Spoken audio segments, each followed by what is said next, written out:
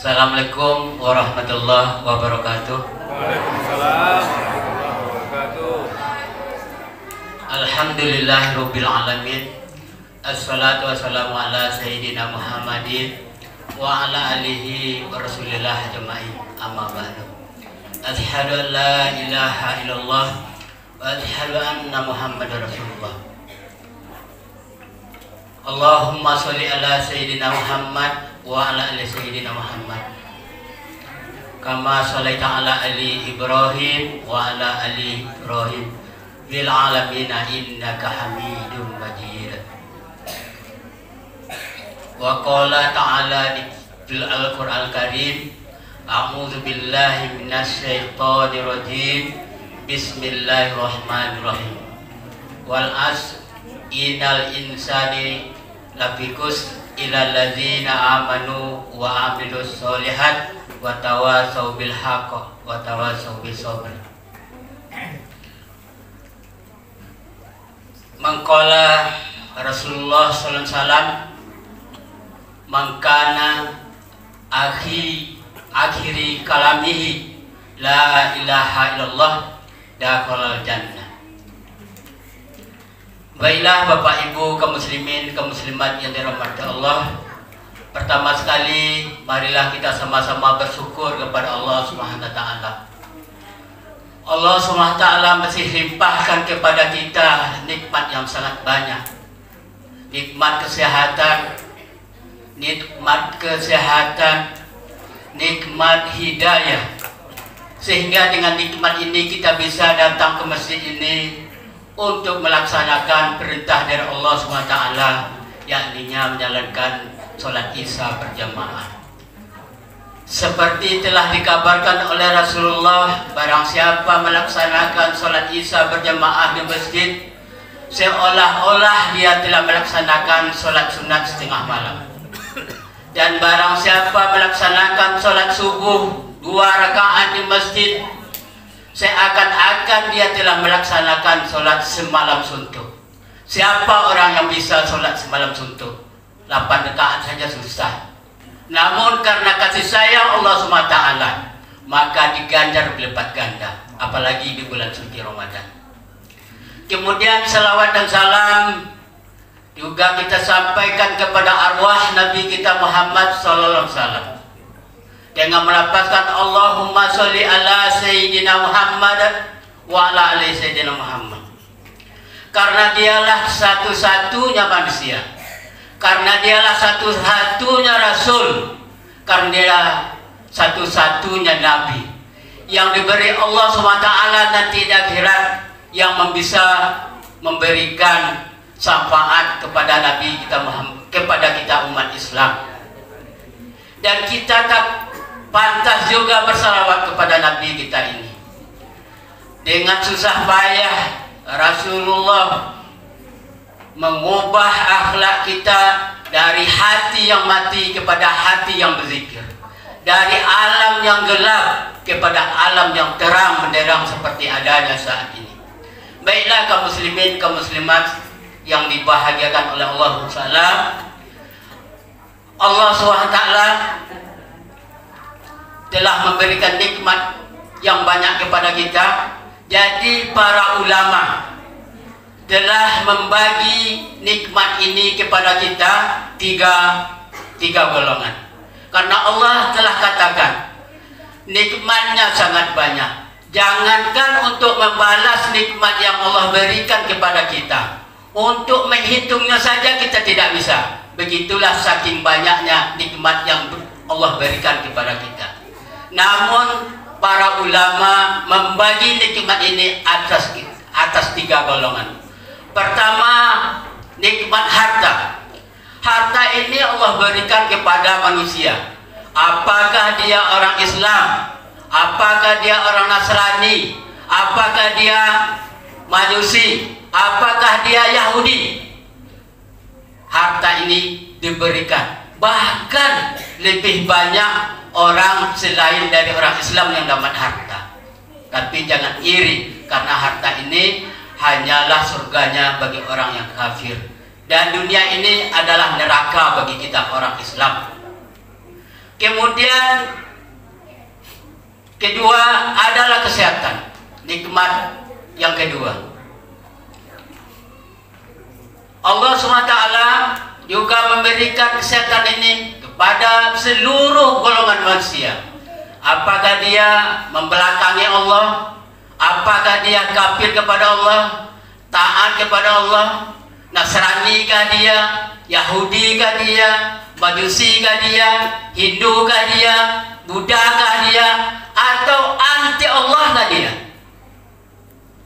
Kesehatan ini juga diberikan kepada segala golongan manusia.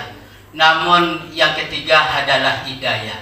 Hidayah ini adalah nikmat yang paling istimewa, karena hidayah ini Allah tidak memandang siapa, apakah dia orang kaya, apakah dia orang pintar, apakah dia orang ganteng, apakah dia orang cantik. Namun hidayah itu istimewa. Bahkan seperti Bilal bin Rabah, orangnya yang hitam, badannya ketek, hidungnya pesek, tapi dia diberi hidayah oleh Allah SWT. Dia bahagia di akhirat, dia masuk surga. Baiklah kaum muslimin, kaum muslimat, aku pembuka ni kau pak. Analisisnya seleko. Apa judul ceramah kita pada malam kau? 3 amalan yang menghapus catatan dosa. Judulnya 3 amalan yang menghapus dosa manusia. Lah, siap? 1. Apakah amalan itu? Yang pertama, ditentukan waktunya, tidak ditentukan tempatnya, berlaku di seluruh alam. Juga tidak memakai harta, tidak perlu uang. Apakah amalan itu? Nah, sekaranglah waktunya, bulan suci Ramadan, yang ditentukan waktunya, tidak ditentukan tempatnya, tidak butuh uang. Barang siapa yang berpuasa dengan penuh perhitungan, pasti dosanya, pasti catatan dosanya dihapus oleh Allah Subhanahu wa taala. Bahkan amalan kita pada bulan Ramadan ini dilipat gandakan sampai 70 kali. Andai kata kita tadi bersedekah 100 ribu, berarti di bulan Ramadan sedekah kita nilainya 7 juta rupiah. Inilah amalan yang bisa menghapus catatan dosa manusia. Apa itu maksudnya menghapus dosa, catatan dosa? Kita nanti di padang mahsyar akan diperlihatkan film kita seperti video. Di situ akan ditonton oleh orang banyak, mulai dari Nabi Adam sampai manusia terakhir. Apapun dosa kita di situ pasti ditengok orang banyak. Ditengok anak kita, ditengok istri kita, ditengok ayah kita, tetangga kita. Pasti orang semua tahu. Kau abah berdosa dulu. Pasti bapak tahu. Walaupun sekarang bapak tahu. Walaupun saya sekarang menghilangkan dosa saya, nanti bapak akan tahu. Dengan datangnya bulan suci ini, kita berpuasa dengan sepenuh hati, maka video tadi dihapus oleh Allah SWT. Walaupun nanti kasetnya dapat kaset, tapi kosong, tidak bisa dibaca. Alhamdulillah, itulah kasih sayang Allah SWT. Yang kedua, yang bisa menghapus catatan dosa manusia, ditentukan waktunya, ditentukan tempatnya, dan perlu uang banyak. Kalau orang miskin tidak bisa. Apa tuh bah? Kalau ada pengelabah boleh, mantap. Nanti kira pengelabah juga ya, biar tak payah menentukannya. Aku orang Permata Bunda. Kalau pengelabah orang Permata Bunda, yaitu naik haji ke Mekah, yang bisa menghapus catatan dosa manusia, yang ditentukan tempatnya, ditentukan juga waktunya, dan perlu uang, adalah naik haji. Ini adalah rukun Islam yang kelima. Naik haji ini wajib bagi orang yang sanggup, tapi tidak wajib bagi orang yang tak sanggup. Inilah amalan yang bisa menghapus catatan dosa manusia. Dosa ini kadang dimaafkan, tapi catatannya tak dihapus. Ibarat kita berutang, utang itu sudah lunas, tapi catatan masih tampak. Namun dengan amalan ini catatannya pun hilang. Itu dia. Yang ketiga, yang bisa menghapus catatan dosa manusia adalah tidak ditentukan tempatnya, tidak ditentukan waktunya, dan tidak juga perlu uang. Kapan bisa dilakukan? Kapan saja, di mana saja, tanpa uang. Apa itu? Ini adalah menyampaikan kebaikan atau menyampaikan ketaatan kepada Allah yang akan kita sampaikan kepada sanak kita, saudara kita, anak kita, tetangga kita, istri kita, dan juga saudara kita. Saudara mana? Saudara jauh. Inilah amalan yang bisa menghapus catatan dosa manusia. Kata Rasulullah, barang siapa sesaat di hadapan saudaranya dia mengajak saudaranya taat kepada Allah, pahalanya lebih besar daripada kita sholat di depan Hajar Aswad di malam Lailatul Qadar. Berapa dan pahalanya? Puasa kita belum tentu dapat pahala dari malam Lailatul Qadar. Tapi apabila kita mengajak saudara kita, tetangga kita, anak kita, maka pahalanya beribu-ribu lipat. Bahkan lebih besar pahalanya daripada sholat di depan Hajar Aswad di malam Lailatul Qadar. Berapa kali besarnya? Bahkan malaikat tidak bisa menghitung daripada amalan orang yang menyampaikan kebaikan ini. Karena apa? Karena kita ibarat orang Jepang, kita memproduksi, kita membuat pabrik amal, itu yang kita buat. Kalau kita pergi naik haji, itu baru kita sebagai pemakai amal, konsumtif. Tapi apabila kita sampaikan amal ma'ruf nahi mungkar, ini ibaratnya kita membuat pabrik amal. Baiklah, bapak-bapak, ibu-ibu, pernah satu ketika Rasulullah SAW bertanya kepada sahabatnya. Apa kata sahabat? Wahai Rasulullah, maaf, wahai sahabatku, kata Rasulullah. Ya Rasulullah, aku ingin bertanya kepada kalian. Ya, apa itu Rasulullah? Jawab sahabat. Tahukah kalian amalan manusia yang paling mulia di hadapan Allah? Tahukah kalian amalan siapa yang paling mulia di depan Allah?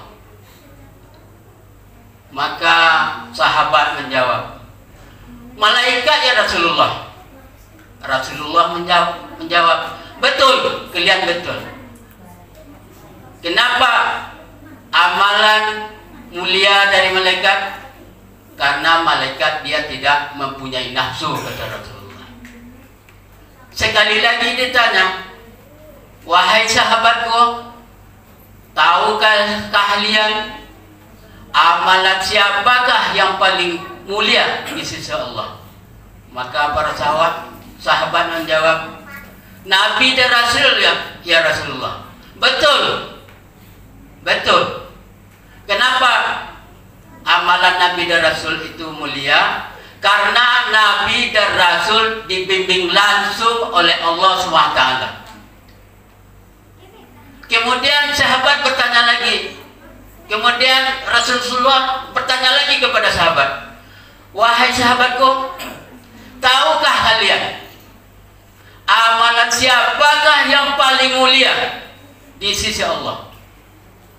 Sahabat menjawab lagi, siapa ya Rasulullah? Pokoknya adalah, kata Rasulullah. Bagi sahabat ini bisik-bisik, mungkin kita nak, katanya. Kita tu katanya.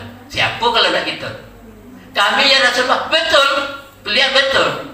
Kenapa ya Rasulullah? Karena sahabat itu hidup bersama Rasulullah, berjumpa dengan Rasulullah. Itulah alasannya amalan dari sahabat itu mulia di sisi Allah.